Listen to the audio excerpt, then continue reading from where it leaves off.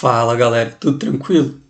Bom pessoal, na aula passada eu mostrei para vocês como que calcula o trabalho de forças que dependem do deslocamento, né? Então a gente chamou lá de trabalho de forças variáveis, por exemplo. E aí com isso eu usei essas ideias para calcular o trabalho realizado pela força elástica. E o que acontece, pessoal, é que a gente percebe que tanto a força elástica quanto a força peso, quando realizam um trabalho, elas seguem um certo padrão, que é esse aqui, ó. A gente vai perceber que quando a força elástica ou a força peso realizam um trabalho, o caminho percorrido por essa partícula durante a realização de trabalho dessas forças em particular é sempre o mesmo. E quando isso ocorre, ou seja, quando o trabalho realizado por uma força para mover uma determinada partícula entre dois pontos não depende da trajetória percorrida, a gente diz que essas forças elas são conservativas. A gente vai entender melhor o porquê do nome conservativas, tá? Mas a gente diz que essas forças são conservativas.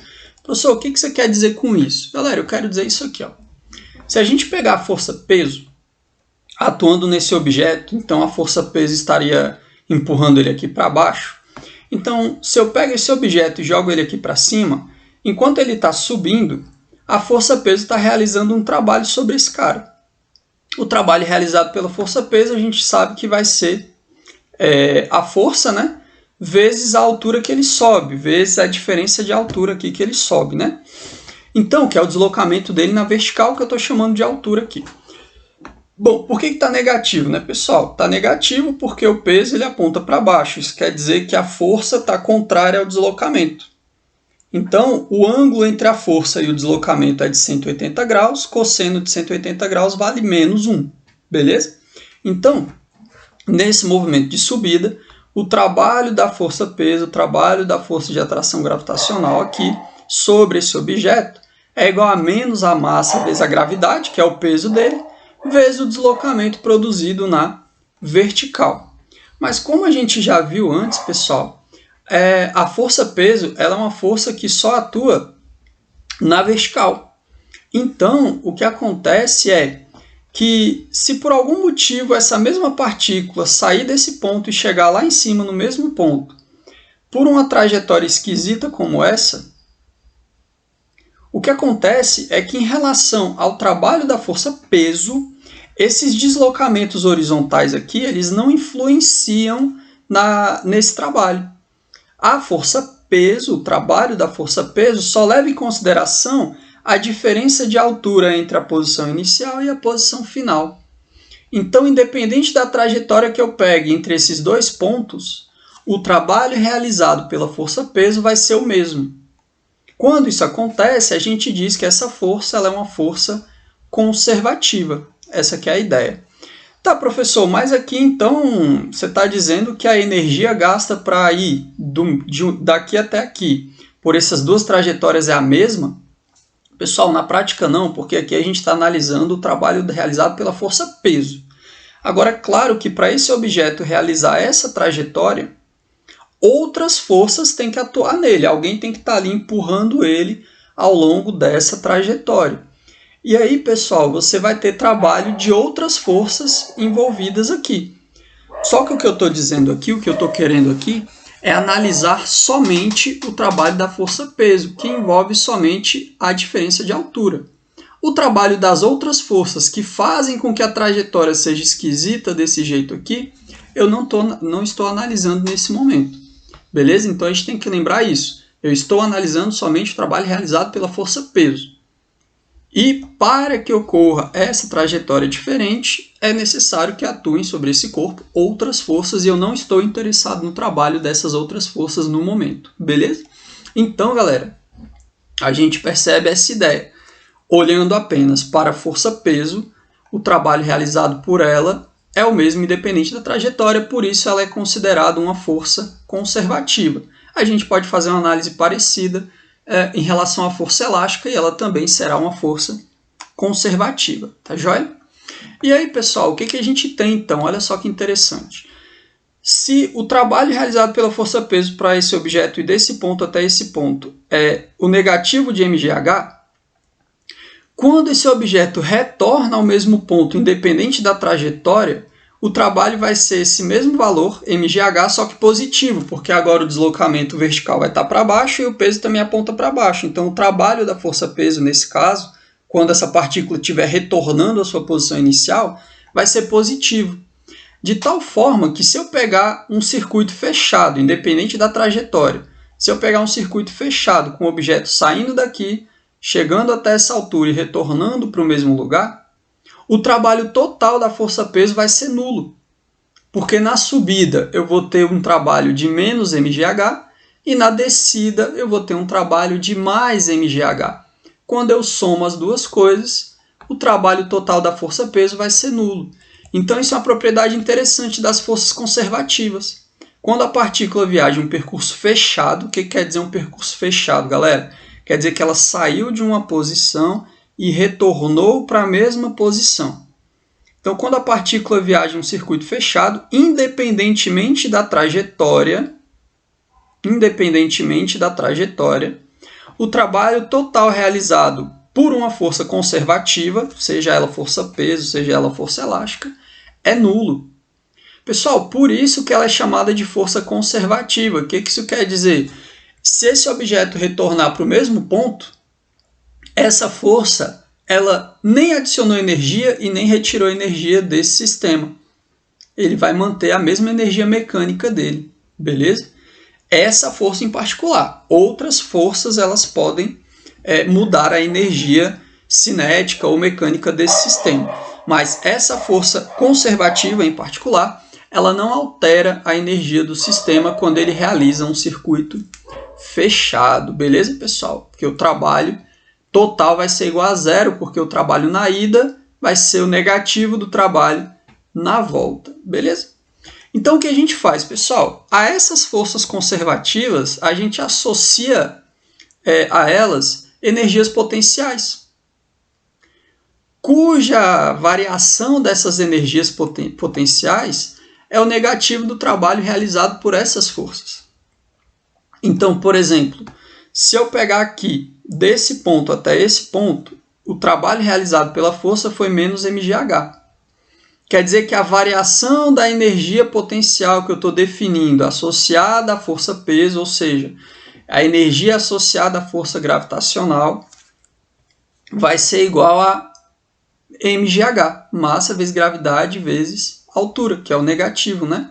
Por que a gente associa essas energias, pessoal? Porque é o seguinte, quando esse corpo foi desse ponto até esse ponto, suponha que eu joguei ele para cima, ele foi perdendo velocidade. O que isso quer dizer? Esse trabalho, por ser negativo, significa que esse corpo foi convertendo essa energia cinética em alguma outra forma de energia, no caso, em altura. Então, a gente associa a essa altura uma energia potencial, que nós vamos chamar de energia potencial gravitacional. Então, a gente tem que essa variação da energia potencial gravitacional é igual ao negativo do trabalho realizado pela força conservativa nessa trajetória aqui ou nesse deslocamento, independentemente da trajetória. Beleza? Então, a gente pode definir aqui as duas energias potenciais associadas à força gravitacional, que é a força-peso, e a força elástica também.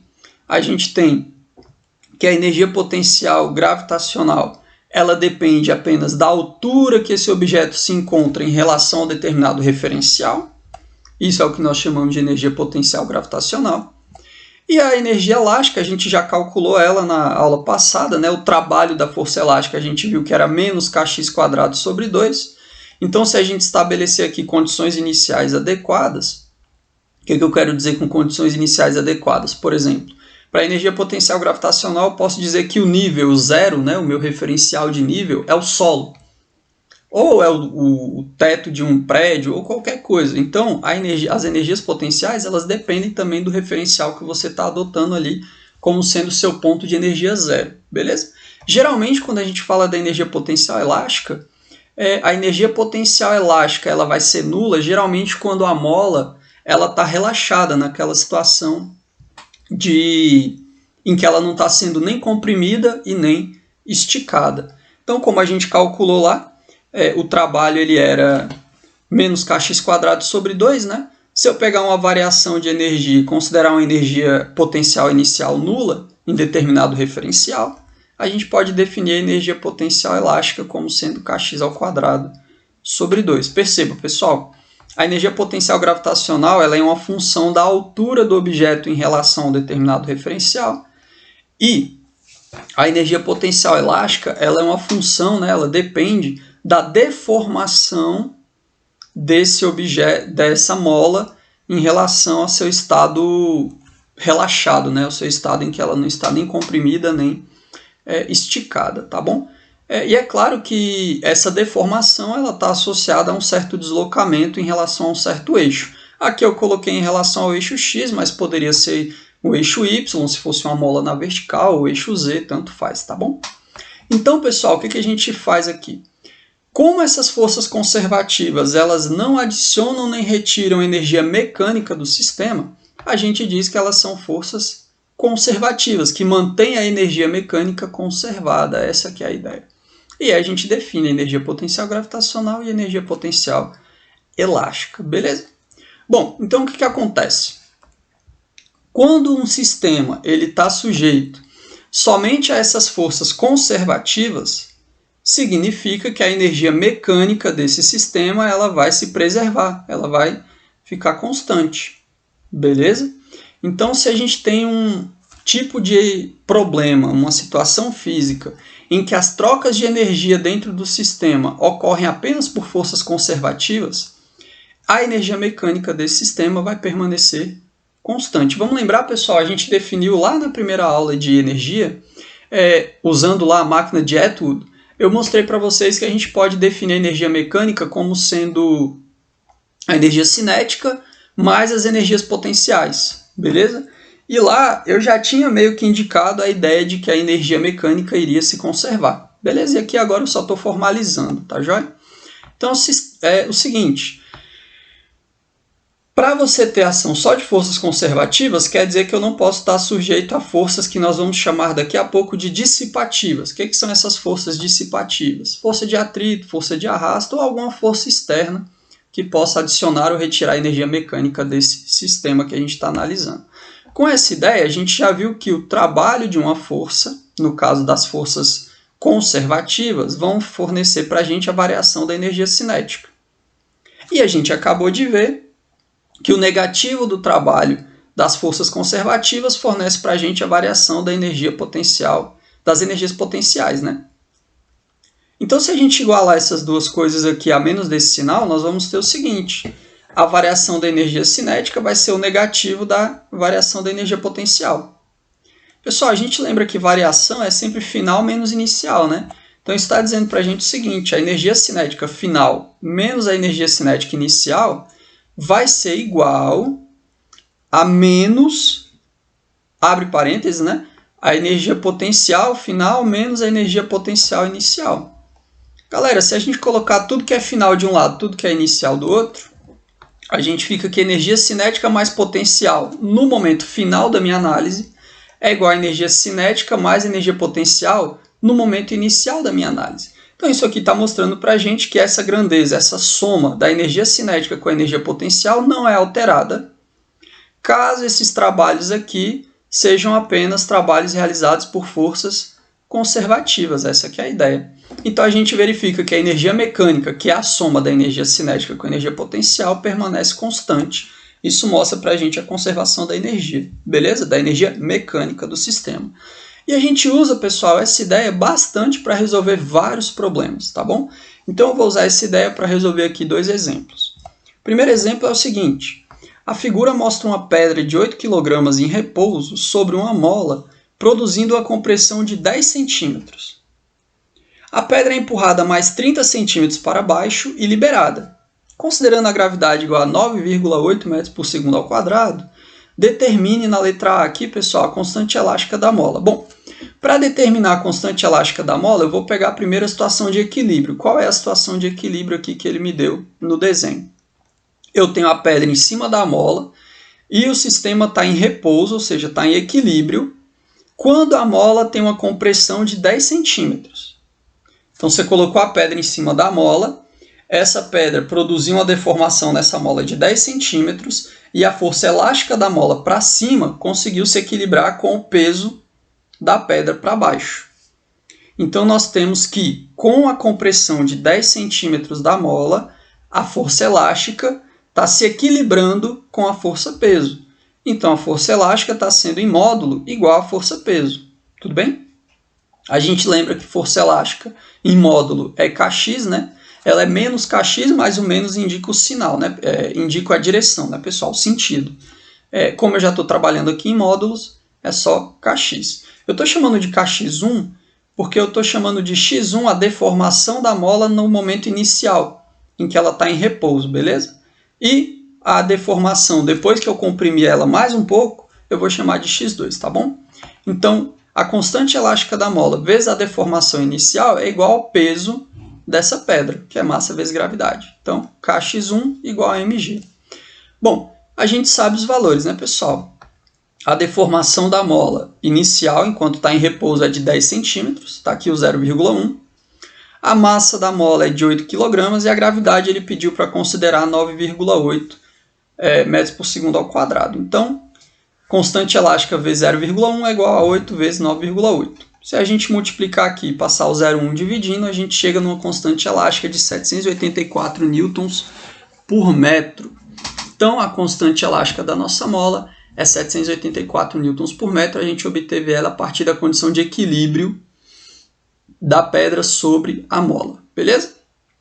Bom, na letra B, ele quer saber a energia potencial elástica da mola comprimida antes de ser liberada. Então, antes dela ser liberada, eu empurrei mais essa pedra para baixo, produzindo a compressão de mais 30 centímetros. Então, ao todo, essa mola sofreu uma compressão de 40 centímetros. Os 10 centímetros que ela já tinha sido comprimida pelo peso da pedra, mais os 30 centímetros que eu produzi de deformação, empurrando essa pedra para baixo. Beleza?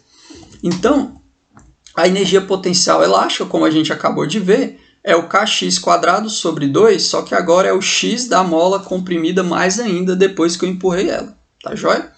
Então, isso aqui vai ficar o seguinte. A energia potencial elástica vai ser 784, que é a constante elástica, vezes 0,4 ao quadrado, né? Que a compressão agora é de 40 centímetros, em metros é 0,4. Eleva isso ao quadrado, tudo isso dividido por 2. Pessoal, fazendo essa conta, 0,4 ao quadrado é 0,16, vezes 784 dividido por 2, a gente chega numa energia elástica de 62,72 joules. Então, a energia potencial armazenada ali é de 62,72 joules. Tá joia? Bom, e agora ele pergunta, na letra C, qual vai ser a altura máxima medida a partir do ponto onde a pedra foi liberada? Então, a partir desse ponto aqui, em que a mola está comprimida 40 centímetros ao todo, se eu soltar o sistema, essa mola vai empurrar essa pedra para cima, lançando ela para cima. Eu quero saber, em relação a esse ponto inicial que eu estou soltando, qual é a altura que ela atinge. Pessoal, para isso é só a gente entender que quando a pedra atingir a altura máxima dela, toda essa energia elástica que estava acumulada pela compressão da mola é convertida em energia potencial gravitacional. A mola ela vai ser esticada, ela vai empurrar a pedra para cima, e quando essa pedra for empurrada para cima, ela vai ganhando altura e velocidade. Quando ela atingir a altura máxima, a velocidade dela é zero, né? A gente lembra disso. Então, toda a energia potencial elástica que eu tinha lá no começo é convertida em energia potencial gravitacional. Então, como nesse sistema a gente está considerando que existem apenas forças conservativas, que é a força elástica e a força-peso, então eu posso dizer que a energia mecânica final, lá em cima, é igual à energia mecânica inicial quando a mola estava comprimida. Então, na minha condição final, quando eu estou lá em cima, a energia que eu tenho é potencial gravitacional. E quando eu estou lá embaixo, a energia que eu tenho é energia potencial elástica. Então, a energia potencial elástica vai ser toda convertida em energia potencial gravitacional. Isso quer dizer que os 62,72 joules de energia potencial elástica que eu tinha lá no começo quando a mola estava comprimida, vai ser igual a massa vezes a gravidade, vezes a altura que essa pedra vai atingir, que é a energia potencial gravitacional aqui. Tá joia? Substituindo os valores, né? A massa é 8 kg, a gravidade é 9,8. 8 vezes 9,8 passa dividindo, a gente chega numa altura de 80 centímetros. Então, ela estava produzindo a compressão total na mola de 40 centímetros. Quando você solta esse sistema, a mola empurra ela os 40 centímetros e joga ela mais para cima ainda, mais 40 centímetros. Então, ao todo, ela atinge uma altura em relação à sua posição inicial lá de 80 centímetros, que é 0,8 metros. Beleza, pessoal? Então, isso mostra que a gente pode usar essa ideia de conservação de energia para descobrir a altura máxima, por exemplo, de um objeto, a partir das energias que ele possui anteriormente. Então, pessoal, a gente vê que a energia potencial ela indica mais ou menos a capacidade que esse objeto tem de ganhar velocidade ou de ganhar altura e assim por diante, beleza? Então é como se fosse realmente uma energia mecânica que está ali armazenada. Por esse motivo, esse objeto que está ali armazenando essa energia, ele tem a capacidade, ele tem o potencial de ganhar velocidade ao liberar essa energia, ou seja, a força conservativa consegue converter essa energia potencial gravitacional em energia cinética, por exemplo. Tá joia? Por isso o nome energia potencial. Tá bom? Bom, vou fazer mais um exemplo. Diz o seguinte: um esquiador de 60 kg parte do repouso a uma altura de 20 metros, acima da extremidade de uma rampa para saltos de esqui, e deixa a rampa fazendo um ângulo de 30 graus. Então tá aqui, ó. Ele vem lá do topo da colina, com a altura vertical aqui de 20 metros, ele vem escorregando, escorregando, escorregando e passa pela rampa. Quando ele passa pela rampa e vai saltar, ele passa aqui numa rampa que tem uma angulação de 30 graus com a horizontal. Aí ele diz: despreze os efeitos da resistência do ar e suponha que a rampa não tem atrito. Determine a altura máxima h minúsculo do salto em relação à extremidade da rampa, ou seja, em relação a esse nível pontilhado aqui. Então, pessoal, olha só a ideia. Aqui em cima, ele estava em repouso. Então, a única energia que ele possui aqui em cima é a energia potencial gravitacional devido à sua altura. Quando ele vai descendo, como você não tem forças dissipativas, a única força que está atuando nesse cara aqui é a força-peso. Claro que a gente tem a normal, né? Mas a normal não está realizando o trabalho, porque ela é perpendicular ao deslocamento. Então, a única força que realiza trabalho aqui é a força-peso. Então, a força conservativa aqui, tranquilo. Então, o que a gente tem? A energia potencial gravitacional que eu tenho aqui em cima, à medida que esse cara desce, ela vai sendo convertida em velocidade, ou seja, em energia cinética. Então, na descida, a gente pode dizer que a energia mecânica inicial é igual à energia mecânica final. No início, ele tem altura, então a energia é potencial gravitacional. E no final, ele perdeu a altura e tem apenas energia cinética, associada à velocidade. Com isso, eu consigo saber qual a velocidade com que ele salta aqui na rampa. Então, a gente vai dizer que energia potencial gravitacional, massa vezes gravidade vezes a altura que ele estava, é igual à energia cinética lá quando ele vai saltar na rampa, que é metade da massa vezes a velocidade ao quadrado. Tá joia? Pessoal, massa corta com massa, esse 2 passa multiplicando e a gente tem que tirar a raiz, né? Então a gente chega que a velocidade que esse cara vai ter aqui embaixo é de raiz quadrada de 2 vezes a gravidade vezes a altura. Esse h aqui era para ser maiúsculo, tá, pessoal? Peço perdão aí. Vezes a altura, que é essa altura inicial aqui. Tá joia? Bom, substituindo os valores, a gravidade aqui eu estou arredondando para 10, tá? A altura que ele estava inicialmente era de 20 metros. 2 vezes 10, 20 vezes 20 dá 400, tira a raiz quadrada, dá 20. Então ele chega aqui no momento do salto, ele está com uma velocidade de 20 metros por segundo, beleza? Bom, e agora, né? E agora? Agora que eu sei a velocidade, eu quero saber qual a altura máxima que ele atinge. Para saber a altura máxima que ele atinge, pessoal, a gente vai lembrar que quando ele atinge a altura máxima e nesse salto aqui, ele realiza um movimento que é de lançamento oblíquo. É um movimento balístico aqui, né? ele é lançado com um certo ângulo. Então a gente lembra do movimento balístico lá, que quando esse cara atingir a altura máxima, a componente y da velocidade dele vai ser igual a zero. Então, o que a gente pode escrever? A gente pode escrever que, nesse momento do salto, como ele salta com um certo ângulo, a velocidade de salto aqui, que foi os 20 metros por segundo que a gente descobriu, pode ser decomposta. Pode ser decomposta em v0x e v0y. Então, essa velocidade, que era final na descida, ela é a velocidade inicial durante o salto. Beleza? Então, a gente lembra que a componente x da velocidade vai ser a velocidade vezes o cosseno do ângulo, e a componente y da velocidade vai ser a velocidade vezes o seno do ângulo do salto aqui, né? Então, a gente tem a possibilidade de usar a equação de Torricelli na componente y desse movimento.